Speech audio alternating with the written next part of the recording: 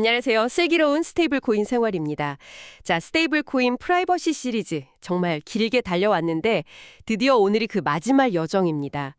지난 시간들 동안 프라이버시의 철학부터 시작해서 기술, 실제 사례, 또 윤리적인 고민까지 저희가 좀 깊게 파고들어 봤었죠. 오늘은 그 배미를 장식하면서요. 프라이버시냐 규제냐 이 흑백 논리에서 좀 벗어나 보려고 합니다.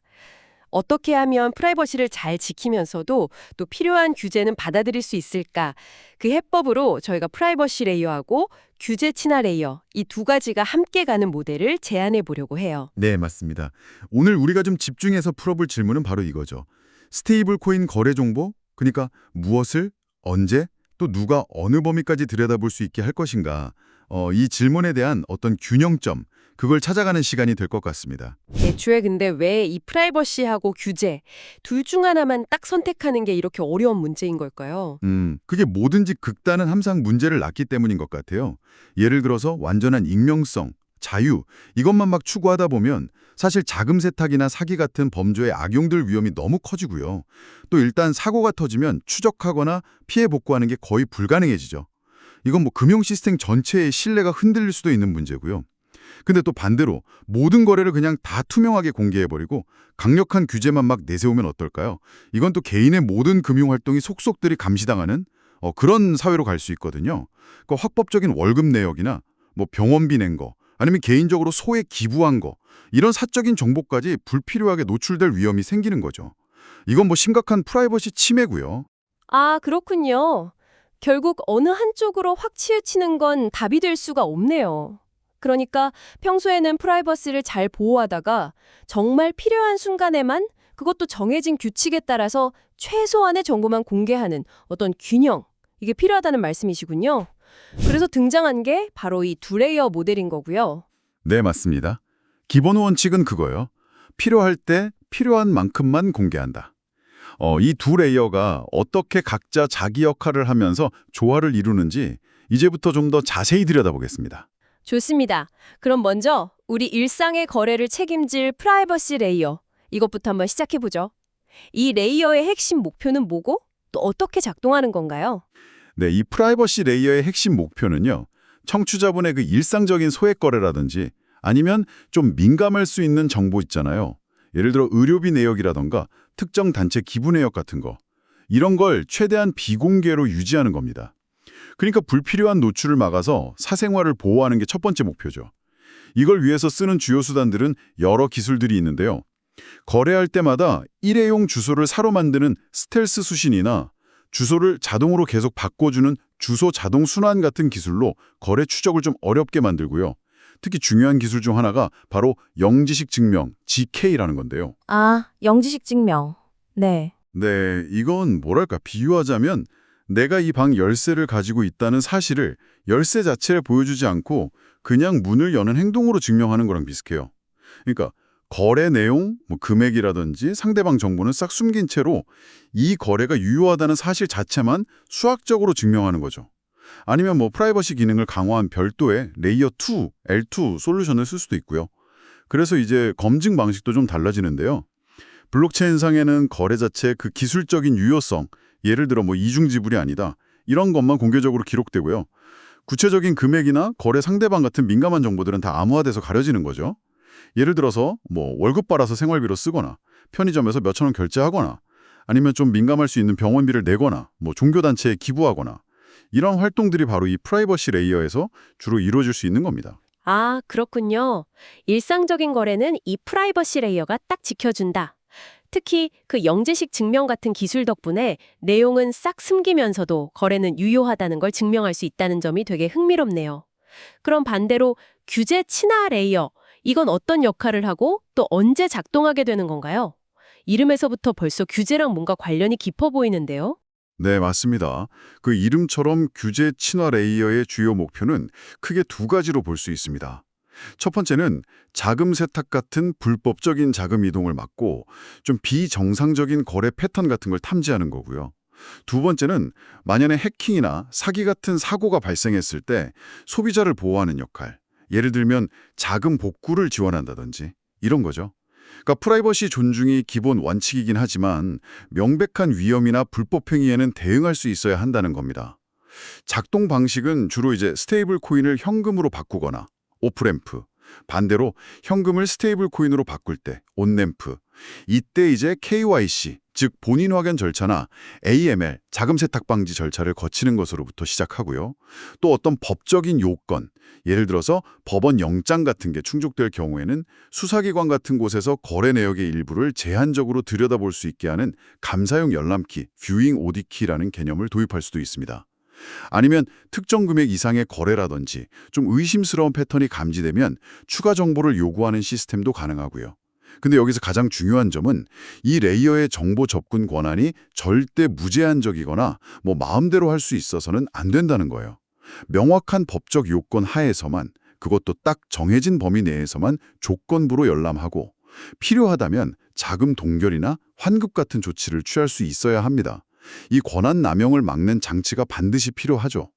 이 레이어가 주로 작동하는 사례를 들어보면 거액의 자금 이체라든지 아니면 제재 대상 국가와 거래를 시도한다든지 혹은 해킹이나 사기 피해가 발생해서 복구를 요청하는 경우처럼 좀 위험도가 높거나 법적인 조치가 필요한 상황들, 이럴 때 이제 작동하게 됩니다. 그렇군요. 정리를 해보면 평소에는 프라이버시 레이어가 기본값으로 돌아가고 그러다가 고액 거래라든지 불법이 의심된다든지 아니면 피해 구제가 필요하다든지 이런 예외적인 상황에서만 딱 정해진 절차에 따라서 규제 친화 레이어가 작동하는 거네요. 그러니까 항상 모든 걸 공개하는 것도 아니고 그렇다고 영원히 아무것도 못 보게 봉인하는 것도 아닌 조건부 접근 그리고 상황별 대응, 이게 핵심이군요. 그리고 이 두 레이어가 완전히 별개가 아니라 필요에 따라서 정보를 선택적으로 이렇게 드러내는 하나의 통합된 시스템처럼 작동한다는 점이 중요해 보입니다. 자, 그럼 이 모델이 실제 우리 생활에서 어떻게 작동할 수 있을지 시나리오를 통해서 좀 더 구체적으로 그려보면 이해가 쉬울 것 같습니다. 네, 좋습니다. 시나리오 3. 급여 수령 후 생활비 사용, 저위험 일상 경우를 보죠. 회사는 아마 법규 준수, 회계나 세무 같은 것 때문에 규제 친화 레이어를 통해서 청취자분의 그 규제 레이어 지갑으로 급여를 지급할 수 있습니다. 그럼 이제 청취자분은 이 급여를 개인적인 프라이버시 레이어 지갑으로 옮길 수 있겠죠. 이때 스텔스 수신 같은 기능을 활용하면 외부에서는 이 자금의 출처가 급여라는 걸 직접 연결하기가 좀 어려워지게 만들 수 있습니다. 그 이후에 편의점에서 뭘 사거나 대중교통 요금을 내거나 하는 이런 일상적인 소액 결제는 프라이버시 레이어 지갑에서 이루어지는 거죠. 이때 ZK 영수증 같은 기술을 쓰면 내가 얼마를 썼는지, 누구한테 썼는지는 싹 숨기면서도 결제가 유효하게 이루어졌다는 사실만 증명할 수 있는 거고요. 자, 다음 시나리오 2. 해외 가족에게 소액 송금, 합법 소액, 이 경우를 생각해보죠. 일단 송금 서비스를 이용하려면 처음 온보딩할 때 KYC, 본인 확인 절차는 거치게 될 겁니다. 송금 자체는 이제 규제 친화 레이어가 적용된 지갑에서 시작하되 받는 가족의 주소는 프라이버시 레이어의 일회용 주소, 스텔스 주소 같은 걸 사용할 수 있어요. 이렇게 하면 보내는 사람의 신원은 확인되지만 받는 사람의 프라이버시는 보호되는 방식이죠. 그리고 송금액이 정해진 기준, 임계값이라고 하는데 그 이하라면 절차는 비교적 간소화될 수 있습니다. 하지만 기준 금액을 넘어가는 좀 큰 금액이라면 자금 출처 증빙 같은 추가적인 자료를 요구받을 수도 있고요. 이게 이제 규제와 편의성 사이의 어떤 균형점이라고 할 수 있겠습니다. 마지막으로 좀 안타까운 경우지만 시나리오 3. 해킹이나 사기 피해 발생 시 예외 고위험. 이때는 어떻게 대응하게 되나요? 만약에 피해 사실을 신고하고 법적인 요건, 예를 들어 경찰에 신고 접수증을 받거나 법원 명령 같은 게 충족되면요. 수사기관은 그 감사용 열람키를 통해서 사건과 관련된 특정 구간의 거래 내역을 제한적으로 열람할 수 있게 됩니다. 여기서 중요한 건 모든 기록을 다 보는 게 아니라 정말 필요한 범위 내에서만 접근한다는 거죠. 그렇게 해서 만약 범죄 자금으로 확인이 되면 자금 동결이나 피해자에게 환급하는 절차가 진행될 수 있습니다. 근데 이때 또 중요한 게 오남용을 막는 건데요. 그래서 타임락이라고 해서 즉시 동결되는 게 아니라 일정 시간 후에 동결이 발효되게 한다든지 아니면 다중 승인이라고 해서 여러 기관의 승인이 있어야만 조치가 가능하게 하는 그런 안전장치를 둘 수 있습니다. 그리고 이런 조치가 취해진 후에는 개인 식별 정보는 다 빼고 집계된 통계 형태로 투명하게 공개해서 이 시스템 자체에 대한 신뢰를 확보하는 것이 아주 중요합니다. 시나리오를 통해서 보니까 이 두 레이어가 어떻게 상호작용하는지 그림이 좀 명확하게 그려지네요. 일상에서는 프라이버시를 지켜주다가 문제가 생기면 규제를 적용하는데 그때도 남용을 막기 위한 장치까지 고려하는군요. 그럼 이 모델을 실제로 구현하려면 어떤 기술적인 기반이 필요하고 또 어떤 정책적인 안전장치가 뒷받침되어야 할까요? 네. 기술적 기반으로는 몇 가지 핵심적인 요소들이 필요합니다. 우선 아까 말씀드린 선택적 공개 기술, GKA 기술, 이게 핵심이죠. 거래 내용은 숨기고 유효성만 증명하는 거예요. 그리고 법적인 절차를 거쳐서 제한된 접근을 허용하고 그 접근 기록을 투명하게 남기는 감사용 열람키 기술도 필요하고요. 또 거래 금액이나 빈도, 국가, 상대방 유형 이런 걸 분석해서 위험 점수를 매기고 일정 기준, 즉 임계값을 넘으면 추가 조치를 발동시키는 임계값 패턴 트리거 시스템도 중요합니다. 자동화된 위험 관리 시스템이죠. 그리고 프라이버시 레이어를 더 튼튼하게 만드는 프라이버시 강화 도구들, 스텔스 주소, 자동 주소 순환, 메타데이터 최소화 기법, 아니면 레이어 2 솔루션 같은 것들이 여기에 해당됩니다. 그리고 스테이블 코인을 법정화폐로 바꾸는 온오프램프 게이트, 그러니까 거래소나 커스터디 업체 같은 곳에서는 KYC나 AML을 철저히 수행하되 그 플랫폼 내에서 이루어지는 일상적인 소액 결제 구간에서는 정보 수집을 최소화하는 그런 균형 잡힌 접근이 필요하고요. 마지막으로 자금 동결이나 환급 같은 조치를 할 때 오남용을 막기 위한 안전장치, 아까 말한 타임락이나 다중 서명, 그리고 사후에 어떻게 공시할 건지에 대한 메커니즘도 필수적입니다. 와, 정말 다양한 기술적인 요소들이 아주 복합적으로 작용해야 하는군요. 근데 기술만으로는 좀 부족할 텐데요. 특히 그 규제 권한이 남용될 수 있다는 우려가 항상 있잖아요. 이걸 막기 위한 정책적 그리고 윤리적인 가드레일이 정말 중요할 것 같습니다. 정확히 보셨습니다. 기술은 그냥 도구일 뿐이고 이걸 어떻게 쓰느냐 하는 규칙이 정말 중요하죠. 몇 가지 핵심적인 정책, 윤리 가드레일을 좀 짚어보겠습니다. 첫째로 소액 관용 구간 설정 같은 걸 생각해 볼 수 있어요. 예를 들어 대중교통 요금 내는 거나 편의점 소액 결제처럼 명백하게 위험도가 낮은 거래에 대해서는 규제를 아주 간소화하거나 아예 면제해 주는 거죠. 마치 우리가 현금 쓰는 것처럼요. 둘째, 거래 내역 열람 요건을 법제화해야 합니다. 어떤 사유로 누가 무엇을 얼마 동안 어떤 절차를 거쳐서 영장 필요 여부, 열람할 수 있는지를 법률로 아주 명확하게 규정해서 자의적인 감시를 막아야 하고요. 셋째, 투명한 보고 시스템이 필요합니다. 열람이나 동결, 환급 같은 조치가 얼마나 이루어졌는지, 물론 개인 식별 정보는 다 빼고 집계된 통계 형태로 정기적으로 투명하게 공개해서 사회적인 감시도 받고 신뢰도 얻어야 합니다. 넷째, 데이터 최소화 원칙과 보존 기한 설정입니다. 수집하는 데이터는 정말 꼭 필요한 범위로 최소화하고 법에서 정한 보존 기한이 지나면 자동으로 삭제하거나 아니면 복구가 불가능하도록 암호화해야 하고요. 마지막으로 만약 시스템 오류, 오탐이라든지 아니면 과도한 조치로 피해를 본 경우에 신속하게 이의를 제기하고 원상회복을 받을 수 있는 그런 구제 절차가 반드시 마련되어야 합니다. 와, 소액 관용부터 시작해서 법제화, 투명성 확보, 데이터 관리, 구제 절차까지 정말 촘촘한 안전망이 필요하군요. 기술과 정책의 조화, 이게 정말 핵심이겠습니다. 자, 그럼 이 복잡한 시스템 안에서 우리 같은 일반 사용자들이 스스로 프라이버시를 좀 더 잘 지키기 위해서 실천할 수 있는 것들은 뭐가 있을까요? 실전 체크리스트 한번 짚어주시죠. 네, 좋습니다. 청취자분들께서 직접 프라이버시 보호 수준을 높일 수 있는 8가지 팁을 좀 정리해봤습니다. 첫째, 지갑 분리입니다. 용도별로 예를 들어 급여 받는 지갑, 저축하는 지갑, 일상 소비용 지갑, 기부용 지갑 이런 식으로 나눠서 사용하시는 게 좋습니다. 거래 맥락이 서로 섞이지 않도록 하는 거죠. 둘째, 주소 재사용 금지입니다.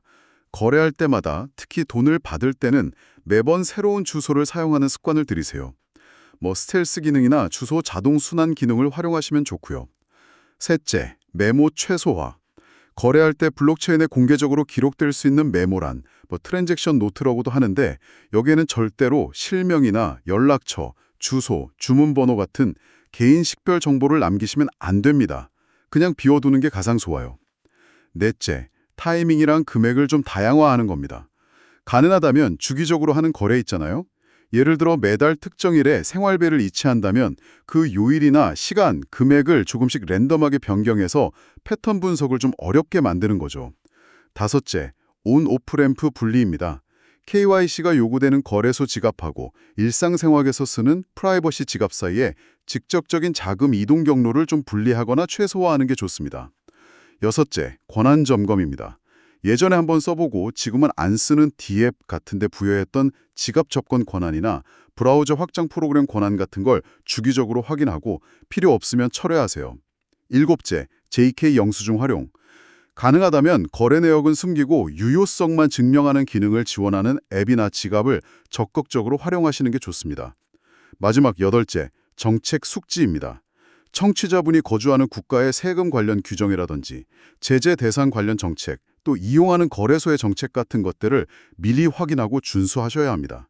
불법적인 목적이나 제재 회피 목적으로 프라이버시 강화 도구를 사용해서는 절대 안 되겠죠. 와, 정말 유용한 팁들이네요. 지갑 분리부터 시작해서 정책 준수까지 당장 오늘부터라도 실천해 볼 수 있는 것들이 많습니다. 자, 이제 슬슬 마무리할 시간인데요. 그 전에 이 프라이버시와 규제에 대해서 우리가 흔히 가지는 오해들, 이거 한번 좀 바로잡고 넘어가면 좋겠습니다. 네, 좋습니다. 크게 세 가지 오해를 한번 짚어보죠. 첫 번째 오해, 프라이버시 이꼴 불법 범죄 은닉이라는 생각입니다. 이건 정말 잘못된 프레임이에요. 프라이버시는 합법적인 개인의 사생활을 보호하기 위한 아주 기본적인 권리입니다. 중요한 건 기술 설계를 통해서 악용될 가능성을 최소화하는 거지 프라이버시 자체를 없애는 게 답이 아니라는 거죠. 두 번째 오해는 모든 것을 다 가려야만 안전하다는 생각입니다. 완전한 익명성은요, 오히려 문제가 발생했을 때 자금 복구나 피해 구제를 아예 불가능하게 만들 수도 있어요. 어떻게 보면 조건부로 아주 제한적으로 열람할 수 있는 장치가 때로는 사용자를 보호하는 안전장치가 될 수도 있다는 겁니다. 핵심은 그 조건과 범위를 어떻게 설정하고 또 남용을 어떻게 막을 거냐 하는 거죠. 마지막 세 번째 오해, 규제는 무조건 나쁘고 프라이버시를 침해한다는 생각입니다. 잘 설계된 규제는요, 오히려 소비자 보호와 금융 시스템 전체의 신뢰를 유지하는 기반이 될 수 있습니다. 진짜 문제는 규제 그 자체가 아니라 규제 권한의 오남용이나 과잉 규제인 거죠. 따라서 핵심은 오남용을 방지할 수 있는 투명하고 엄격한 절차와 감독 체계를 마련하는 데 있습니다. 정말 명쾌한 설명 감사합니다. 프라이버시는 권리고 완전 익명성만이 답은 아니고 또 규제는 오남용 방지가 핵심이다. 이 오해들만 잘 걷어내도 이 문제를 훨씬 더 균형 있게 바라볼 수 있겠네요. 네, 오늘 이렇게 프라이버시 시리즈의 마지막 이야기를 통해서 스테이블 코인 생태계에서 프라이버시와 규제가 어떻게 공존할 수 있는지 그 구체적인 모델, 두 레이어 모델을 함께 살펴보았습니다. 네, 핵심은 결국 어느 한쪽을 완전히 배제하거나 포기하는 것이 아니라 프라이버시 레이어와 규제 친화 레이어라는 이 두 가지 접근법을 상황과 필요에 맞게 잘 조화시키는 그런 설계에 있다는 점입니다. 프라이버시는 우리가 지켜야 할 중요한 권리이고요. 규제는 악용을 막고 시스템에 대한 신뢰를 더하는 장치로서 기능할 수 있다는 거죠. 결국에는 기술적인 설계와 정책적인 가이드라인, 그리고 우리 사용자들의 현명한 사용 습관, 이 세 가지가 잘 어우러질 때 우리는 진짜 슬기로운 스테이블 코인 생활에 더 가까워질 수 있을 거라 생각합니다. 이것으로 저희가 준비한 스테이블 코인 프라이버시 시리즈는 모두 마무리하도록 하겠습니다. 긴 시간 함께해 주신 청취자 여러분께 진심으로 감사드립니다. 다음 시즌부터는요, 암호화폐 세계의 또 다른 중요한 축이죠. 바로 이더리움 기술의 세계로 한번 떠나보려고 합니다. 기초 개념부터 시작해서 레이어 2, 영지식 증명, GK 같은 최신 기술까지 단순히 기술 그 자체만이 아니라 왜 그렇게 설계되었는지 그 배경과 맥락을 저희 특유의 생활형 언어로 쉽고 재미있게 풀어드릴 예정이니까요. 많이 기대해 주세요. 마지막으로 청취자분들께 한번 생각해 볼 질문을 던져볼까 합니다. 오늘 저희가 나눈 이 프라이버시와 투명성 사이의 균형점을 찾는 문제는요, 비단 스테이블 코인만의 문제는 아닐 겁니다. 어쩌면 디지털 기술이 발전할수록 우리 사회 전체가 계속해서 마주하게 될 질문이죠. 여러분의 일상 속 다른 영역들, 예를 들면 SNS 사용이라든지 온라인 쇼핑, 아니면 요즘 많이 쓰는 AI 서비스 같은 다른 영역에서는 이 조건부 공개와 필요 최소한의 투명성이라는 원칙을 어떻게 적용해 볼 수 있을지 한 번쯤 생각해 보시면 어떨까요? 와, 정말 흥미로운 질문이네요. 나중에 억지로 따라가기 전에 먼저 이해하고 현명하게 쓰는 법. 저희는 다음 시즌에도 이 원칙을 가지고 돌아오겠습니다. 지금까지 슬기로운 스테이블 코인 생활이었습니다. 감사합니다.